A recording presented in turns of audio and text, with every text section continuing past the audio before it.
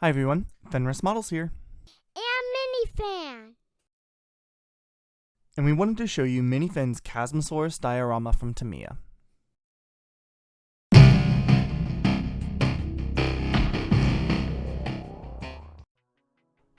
A quick review of the instructions is always a good idea before starting any build. Here we had to make a decision on the pose of the Chasmosaurus as there would be part differences depending on which one we chose. The sprues were washed in warm water with a drop of dish soap and allowed to dry before we started work on the model.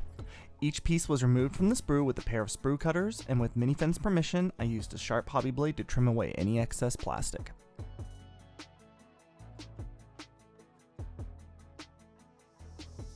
Assembly itself was quite straightforward.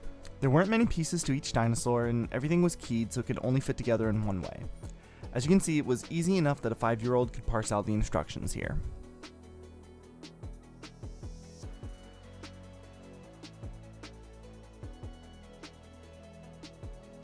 There were 2 to 3 pieces for each leg, 2 halves to the body, the horns, and the head for the larger Chasmosaurus, and the baby was just 2 halves in the frill.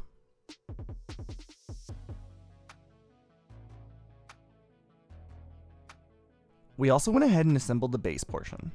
This started with building up the dead tree, then affixing it and a rock onto the base.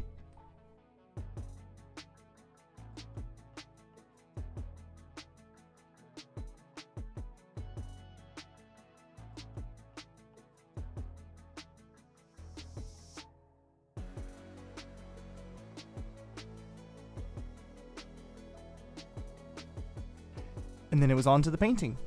The color Mini Fen chose for the base on the dinosaur. And Daddy let me use his airbrush.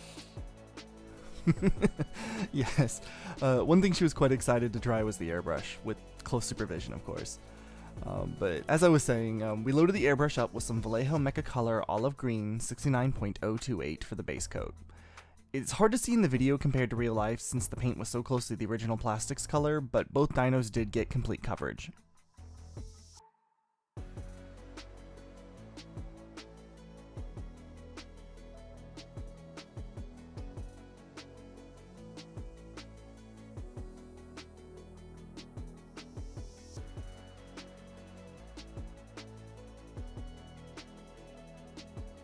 For an extra pop of color, we painted the circular scales on the frill in a red to yellow fade.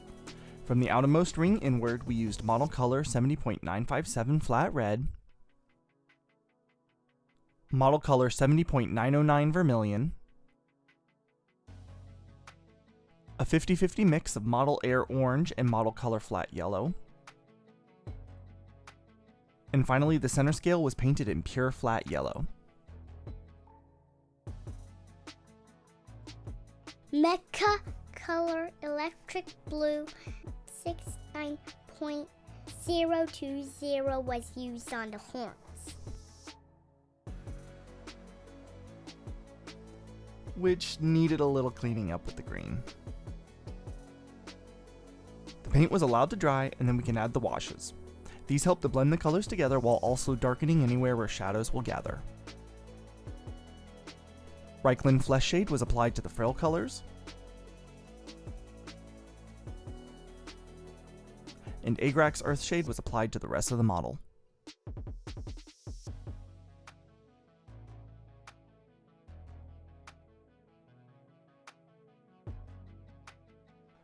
While the dinosaurs dried, it was time to start on the diorama.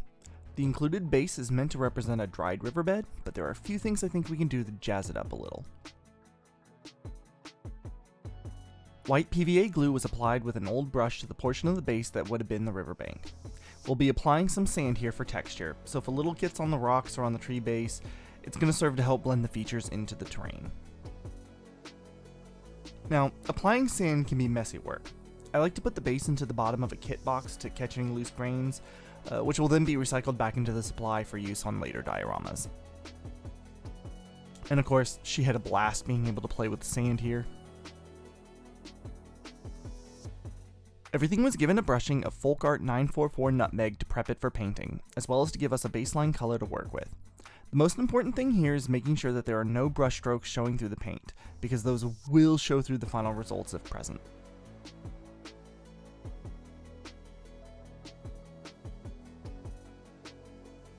To give the tree a different tone, some model color ochre brown and IJN ash gray, 70.856 and 71.311 respectively, were mixed into the nutmeg. The ratio of mixing here is less important than just getting a different shade of brown. We want to make sure that the bark doesn't have the same tone as the dirt.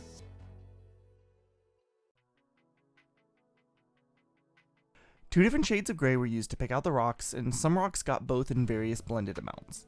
Here we use IJN ash gray again alongside light gray, 71.121.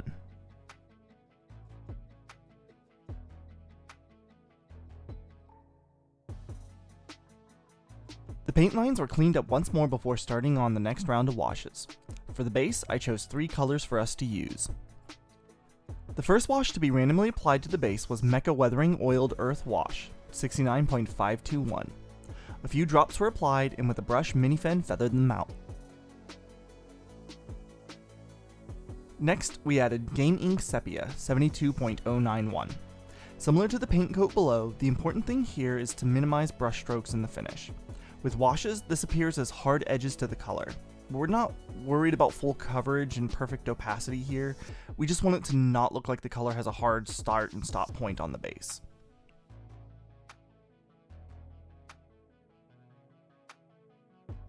Reikland Flesh Shade was then added for a further depth and tone.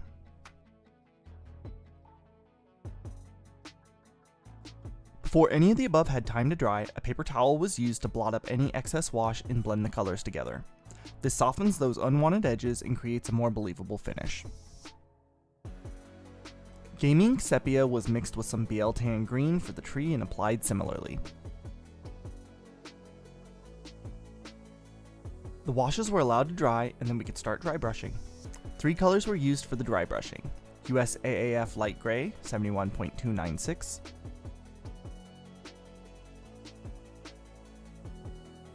Ochre Brown, 70.856,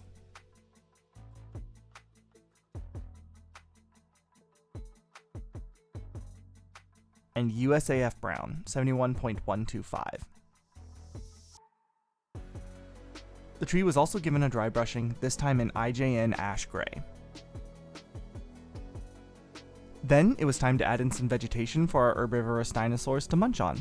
First to be added was some dried lichen. We took turns gluing each piece in place.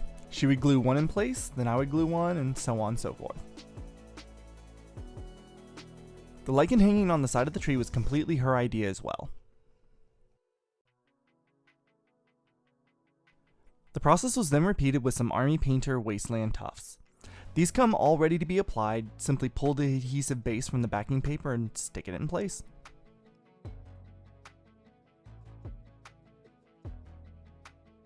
The lichen was then stained with washes. We used Carabug Crimson, BL Tan Green,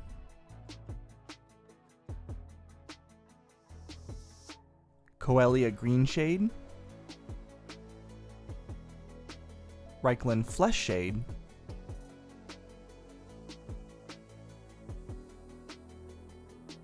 and Anthonian Camo Shade. The kit also came with 2 additional critters, a turtle and a lizard. Now, I'm unsure of the accuracy of including these 2 modern reptiles in with the diorama, but I'm leaning towards the "it's just fun" aspect of modeling. The turtle had its legs, head, and tail picked out in Model Air Eau de Nil 71.009, and its shell in USAF Brown. The lizard was painted in black, 70.950, with flat yellow spots all over.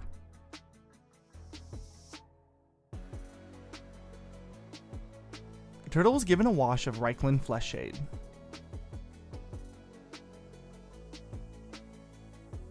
And we could then affix both to the base,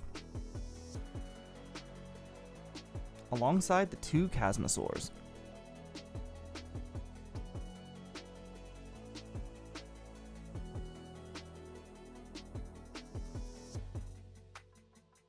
We then hit the diorama base edge in black. And we can call this one good. So, what did you think of the build? Did you have fun? Yeah! Me too. I'm very proud of her work. Yes, I did admittedly help her a little here and there, but for a first diorama, I don't think she did half bad, do you? Definitely let us know in the comments what you think of the build, and if more companies made diorama sets like this, would you be inclined to pick one up?